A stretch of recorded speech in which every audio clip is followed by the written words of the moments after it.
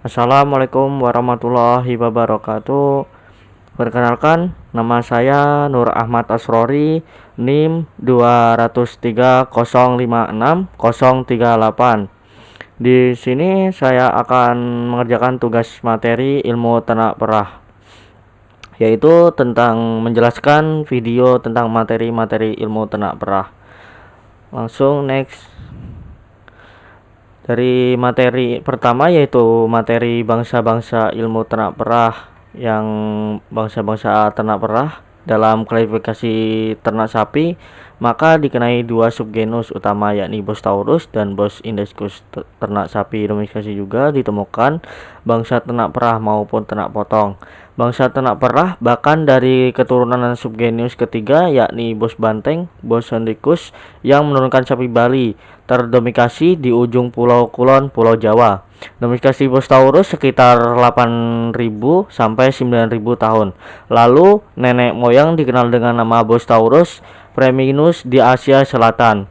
Lebih tepatnya Baluchistis, Pakistan, merupakan daerah hasil Busquebus coniosus yang dikenal lewat peninggalan fosil zaman Meolis Peitoneis 3000 Masehi, 3000 SM. Sapi Zebu inikah menamakan Eropa Utara di zaman Neolitik dan berkecenderungan dengan mengecil tubuhnya karena kurang gizi semasa migrasi. Next. Dari taksonomi sapi dan domba, ini dari taksonomi sapi dan domba, kerajaannya Animalia, Phylum Chordae dan kelas Mamalia. Dari subdo Oritia, ujung kaki datar. Asunia termasuk famili Howitzin, Ditolidae dan Suidae. Dan ini adalah taksonomi tersebut. Next. Dari ini adalah subfamili sapi dan sejenis Bovinae, genus Bos subgenia yang dikenal sebagai subgrup. Dan ini adalah sebagai subgrup tersebut. Next.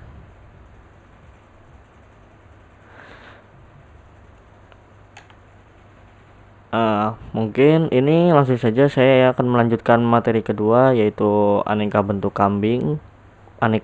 ambing sapi dan kambing. Next.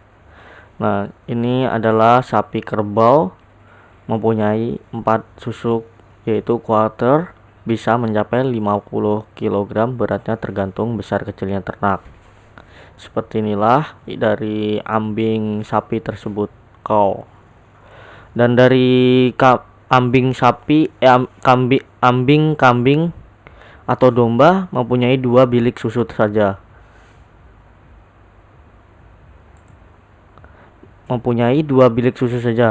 Terberat kemungkinan hanya 4 sampai 6 kg. Nah, ini adalah dari contoh ambing dari kambing dan domba. Seperti inilah ambing mempunyai 2 bilik susu saja. Next. Gambaran luar ambing.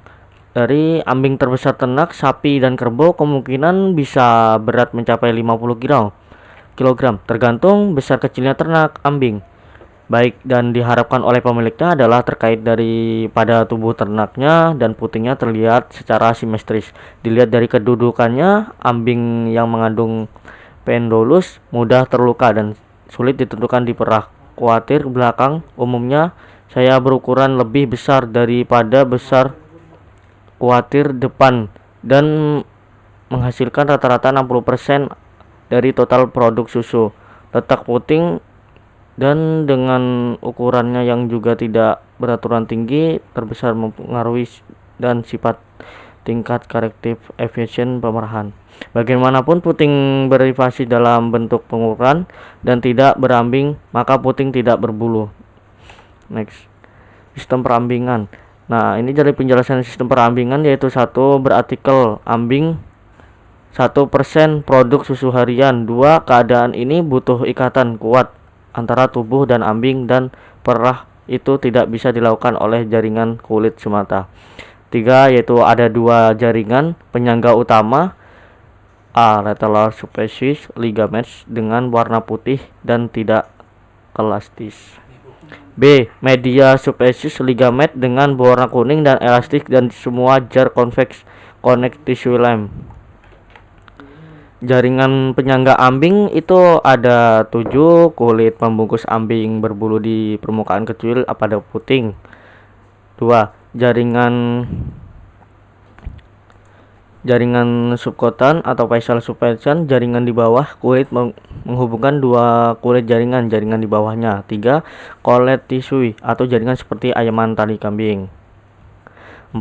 Ligamentum superolatis atau lapisan luar jaringan elatis, asal dari tendo superilis ke arah bawah dan depan, mengikat pangkal paha dari bagian dalam pertengahan ambing belakang ke depan. 5. Ligamentum superius malatis atau lapisan dalam. 7. Ligamentum superius medalis, 2 lembar jaringan elatis. Next, ikatan ambing.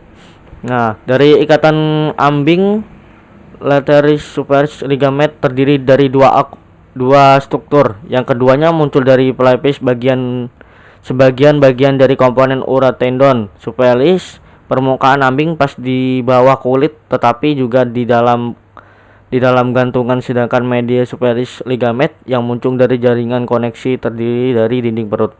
Jaringan ini termasuk ambing dalam lapisan tipis mengarah ke samping kelingkiran sehingga menjadi bilik kiri dan kanan. Next, dari penjelasan susu. Nah, ini dari materi penjelasan susu. Susu adalah cairan bergizi berwarna putih yang dihasilkan oleh kelenjar susu mamalia betina. Susu segar merupakan salah satu pangan fungsional terbaik karena mempunyai nutrisi lengkap secara alami. Ketiga, susu segar juga mudah diserap oleh tubuh. Susu merupakan sumber air yang baik bagi tubuh, dan kandungan air pada susu air sangat penting bagi metabolisme tubuh. Air merupakan komponen utama pembentukan tubuh yang berperan dalam memelihara volume darah, transportasi nutrisi seperti glukosa dan oksigen ke jaringan dan organ.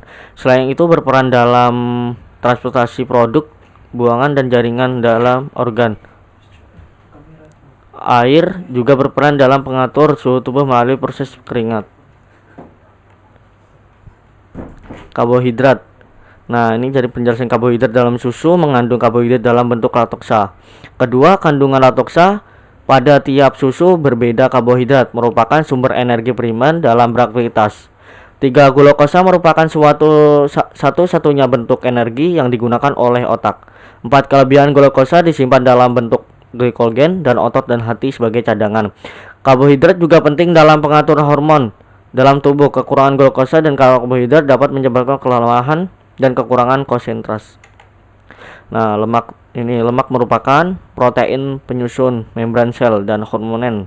Lemak merupakan sumber energi yang besar dari pembentukan sumber energi kualitas yang tubuh selama melakukan aktivitas ringan dan aktivitas yang cukup berat lebih dari 90 menit. Lemak merupakan simpangan dari energi bahan utama pada tubuh. Lemak juga berfungsi sebagai bantalan pelindung organ tubuh. Next, protein dalam susu mengandung protein yang mengandung semua jenis asam amino esensial.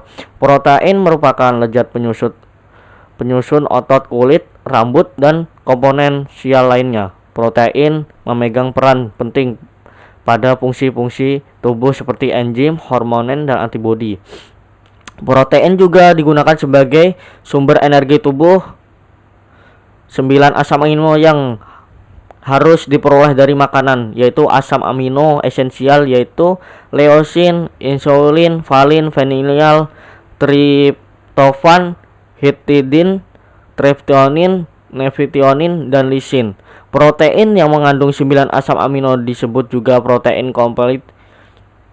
Protein yang berasal dari hewan, kacang, keledai merupakan protein komplit. Next, terima kasih.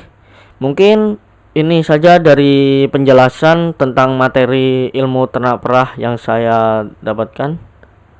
Terima kasih. Wassalamualaikum warahmatullahi wabarakatuh.